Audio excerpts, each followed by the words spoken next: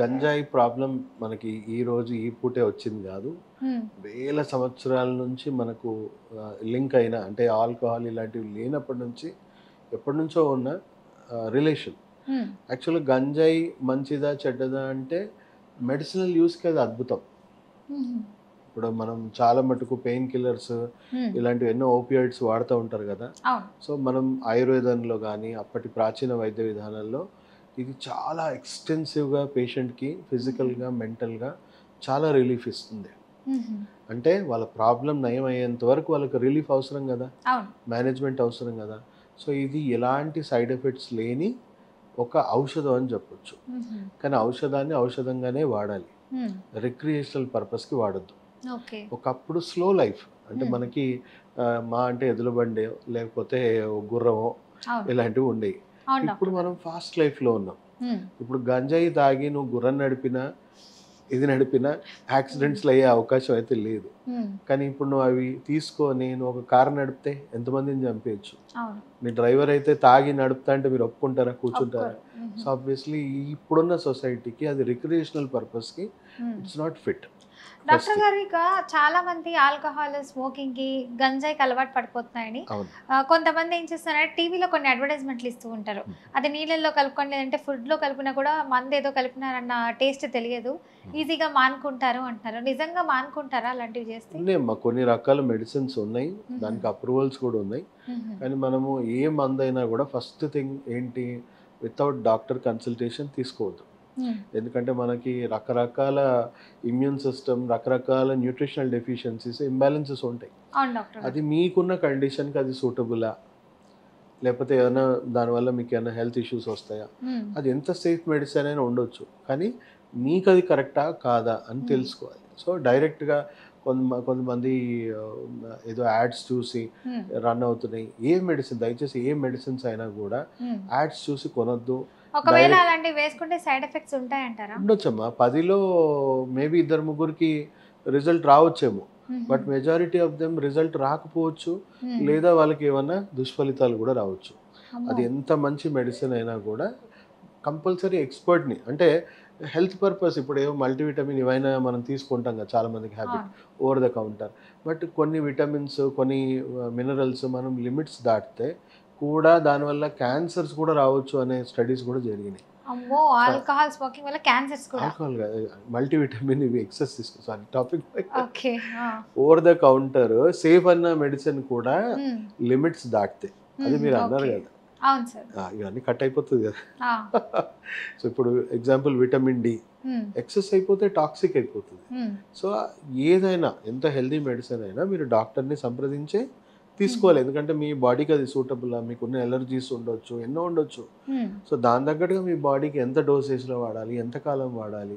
So కొంతమంది ఏంటి అర్థం లేకుండా కొంచెం కంట్రోల్ అవ్వగానే నొప్పి తగ్గింది కదా ఇంకెందుకులే అనుకుంటాం, కానీ రోగం తగ్గిందా లేదా అనేది ఇంపార్టెంట్ కదా. తగ్గకపోతే మళ్ళీ వస్తుంది. అయితే నొప్పి ఇంపార్టెంట్ కాదు, రోగం తగ్గడం ఇంపార్టెంట్. రూట్ నుంచి ప్రాబ్లం నుంచి పోవాలి కదా ప్రాబ్లం. సో ఖచ్చితంగా అట్లా ఓవర్ ద కౌంటర్ లేదా యాడ్స్ చూసి తీసుకోవడం అనేది ఇట్స్ నాట్ అడ్వైజబుల్. ఎవరినైనా ఎక్స్పర్ట్ని కలిసి గైడెన్స్లో తీసుకోవడం రికమెండెడ్. ఓకే డాక్టర్ గారు, ఇప్పుడు చాలా మంది మందు మానాలి అని అనుకుంటుంటారు. కొంతమంది ఆయుర్వేదిక్ అని చెప్పి అలోపతి అని ఇలా కొన్ని మెడిసిన్స్ వాడుతూ ఉంటారు. కొంతమంది గొప్ప మహానుభావులు ఎలా అంటే 3 days ఒక మెడిసిన్ వాడారంటే ఇంకో 3 days ఇంకో డాక్టర్ ఇచ్చిన మెడిసిన్స్ వాడతారు. దీనివల్ల కూడా సైడ్ ఎఫెక్ట్స్ అనేది ఎక్కువ కనిపిస్తుందా, లేదంటే మెడిసిన్ అన్నది ఒక 3 months 6 months వాడితే బెటర్ అంటారా? అదే మళ్ళీ క్లారిఫై చేస్తాను. ఇప్పుడు మనం ఆయుర్వేదిక్ అయినా కూడా మనం సేఫ్ అని మనకు ఒక నమ్మకం, ఎందుకంటే వేల సంవత్సరాల నుంచి ఫాలో అయ్యింది.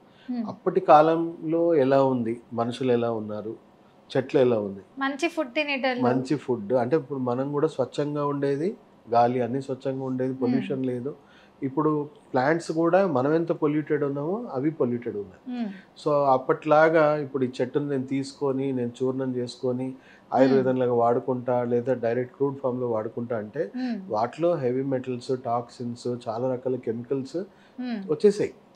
సో అవి ఫిల్టర్ చేసుకొని ఓన్లీ సేఫ్ కంటెంట్లో ఎక్స్ట్రాక్ట్స్ వాడుకోవడం ఇప్పుడున్న మోడర్నైజేషన్. అంటే ఆయుర్వేదం తప్పు కాదు, ఆయుర్వేదాన్ని డైరెక్ట్గా పాతకాలంలో ఎలా వాడని అలా వాడడం అనేది కరెక్ట్ కాదు.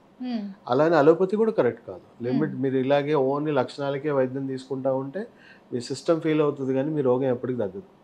సో ఇప్పుడు మనం కొన్ని స్టడీస్ చెప్తున్నాయి. కిడ్నీ ఫెయిలియర్ పేషెంట్స్ని మనం చూసుకుంటే ఆల్మోస్ట్ 30% 40% పేషెంట్స్ ఆయుర్వేదం మెడిసిన్స్ వాడి డ్యామేజ్ అయిన వాళ్ళు ఉన్నారు. ఓ 60-70% పేషెంట్స్ మనం చూసుకుంటే అలోపతి మెడిసిన్స్ వాడి పెయిన్ కిల్లర్స్ వాడి డ్యామేజ్ అయ్యాయి అని చెప్పి స్టడీస్ చెప్తా ఉన్నారు. మీరు చూసుకుంటే ఈవెన్ అమెరికా లాంటి దేశాల్లో కూడా డైరెక్ట్గా ఆయుర్వేదిక్ మెడిసిన్స్ వాళ్ళు యాక్సెప్ట్ చేయట్లేదు. వాళ్ళు ఇంపోర్ట్ చేయడానికి యాక్సెప్ట్ చేయట్లేదు. ఓన్లీ దాన్ని ఫిల్టర్ చేసి దాంట్లో ఉన్న హెవీ మెటల్స్, దాంట్లో ఉన్న టాక్సిక్ పాయిజన్స్ అన్నీ తీసేసి మీకు దాంట్లో ఎక్స్ట్రాక్ట్స్ మాత్రమే, ఏదైతే మెడిసినల్ ప్రాపర్టీస్ ఉన్న ఎక్స్ట్రాక్ట్స్ మాత్రమే which are safe to consume. So ఇప్పుడున్న మోడర్న్ డేస్కి మనం మోడర్న్ ఆయుర్వేదనే ఫాలో అవ్వాలి. అప్పటి ఆయుర్వేదం ఫాలో అవుతా అంటే అది కుదరదు. ఇప్పుడు చూసినట్టయితే చాలా మంది నిజంగా అండి ఆల్కహాల్కి బానిసలైపోయి గంజాయిలు డ్రగ్స్ కేసుల్లో ఇరుక్కుంటూ వాళ్ళ కుటుంబాలను కూడా రోడ్డున పడేస్తున్నారు. వాళ్ళేమో ఇంట్లోని వస్తువులు కూడా తీసుకెళ్ళిపోతున్నారు, కొడుతున్నారు అని చెప్పి ఇలా చాలా ఫేస్ చేస్తున్నారు. మరి ఇప్పుడు ఈ ఆల్కహాల్ అన్నది నిషేధించేసుకోవాలి అంటే ఎలాంటి మెడిసిన్స్ వాడితే మంచిది అంటారు? ఆల్కహాల్ నుంచి కానీ, గంజాయి కానీ, స్మోకింగ్ కానీ ఇవన్నీ కూడా బ్రెయిన్కి చాలా హై లెవెల్ ఆఫ్ డోపమైన్, అంటే బ్రెయిన్కి ఎలాంటి కష్టం లేకుండా ఓవర్గా 100 రెట్లు ఎక్కువ సుఖం ఇస్తూ ఉన్నాయి. కాబట్టి మనిషి ఎలాంటి వాడు, ఇప్పుడు కష్టపడి 10 రూపాయలు వస్తే ఫ్రీగా 100 రూపాయలు వస్తుందంటే ఏది ఆప్ట్ చేసుకుంటాడు. సో న్యాచురల్గా బ్రెయిన్కి ఇవి అలవాటు అయ్యాయి అనుకోండి, చాలా ఎక్కువ సివియర్ అడిక్షన్లు, ప్రాణాలు కోల్పోయేంత వరకు కూడా దాన్ని వదులుకోవడానికి ఇష్టపడరు. సో మేము ఇచ్చే ట్రీట్మెంట్ కూడా అదేమా, మేము ఆ డోపమిన్ అనేది రూట్ కాజ్. సో అబ్నార్మల్ వేలో ఏదైతే డోపమిన్ వస్తూ ఉందో ఈ చెడు వ్యసనాల నుంచి, అది వాళ్ళకి తెలుసో తెలియకుండానో, పేషెంట్ ఒకవేళ తెలిసి అనుకోండి, పేషెంట్ సెల్ఫ్ ఇంట్రెస్ట్తో వచ్చిన వాళ్ళకి తెలిసి చేస్తాం. అండ్ పేషెంట్ ఫ్యామిలీ మెంబర్స్కి ఒకవేళ తెలియకుండా అయితే ఫ్యామిలీ మెంబర్స్కి ట్రైన్ చేస్తాం. సో ట్రైన్ చేసేసి వాళ్ళకి ఆ డోపమిన్ అనేది కొంతకాలం రాకుండా కంట్రోల్ చేసి దాని సోర్స్ మార్చేలాగా మేము ట్రీట్మెంట్ ఇస్తాం. దాని ద్వారా పేషెంట్ పూర్తిగా మళ్ళీ నార్మల్ లైఫ్కి తీసుకురావచ్చు. కొంతమంది డాక్టర్ గారు వాళ్ళు ఆల్కహాల్, స్మోకింగ్ ఇలాంటివి, ఆల్కహాల్ ఎక్కువ తీసుకొని గంజాయి, దీనివల్ల ఒక సెల్ఫీ వీడియో తీసుకుంటున్నారు, చనిపోతున్నారు సూసైడ్స్ చేసుకొని.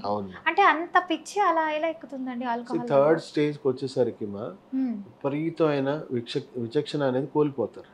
సో వాళ్ళకి అంత ఆర్గన్ సిస్టమ్స్ కానీ బాడీ కానీ అస్సలు సహకరించదు. చాలా సీరియస్ డ్యామేజెస్ ఉంటాయి. ఏ డాక్టర్ దగ్గరికి వెళ్ళినా కూడా ఎక్కువ కాలం బతకరని కూడా ఓపెన్ గా చెప్పేస్తారు ఆ స్టేజ్ లో. సో వీళ్ళకి కూడా ఎలా ఉంటుందంటే సూసైడల్ టెండెన్సీస్ ఎక్కువ ఉంటాయి. సో నువ్వు చనిపోతావు ఆపే అన్నా కూడా వాళ్ళ బ్రెయిన్ ఒప్పుకోదు. బ్రెయిన్ ఏమని సజెషన్ ఇస్తుంది, నువ్వు చచ్చిపోయినా పర్లేదు, నువ్వు చచ్చేలోపు ఎంతైతే అంత ఇవన్నీ తీసుకొని కన్జ్యూమ్ చేసి సుఖపడి చచ్చిపో అంట. సో ఫ్యామిలీ కంటే ఇదే ఎక్కువ సుఖపెడుతుంది, బాధ్యతల కంటే ఇవే ఎక్కువ సుఖపెడుతుంది, సొసైటీ, సెల్ఫ్ రెస్పెక్ట్ ఇవేవి తనకు ఆనందం ఇవ్వదు. సో ఆ స్టేజ్లో ఎలా ఉంటుందంటే చనిపోయినా పర్లేదు అనే స్టేజ్కి వచ్చేస్తారు. కాబట్టి ఎక్కువ సూసైడల్ టెండెన్సీస్ లేదా సెల్ఫ్ హార్మ్ లేదా ఇంకొకరిని హార్మ్ చేయడానికి కూడా వెనకాడలేరు.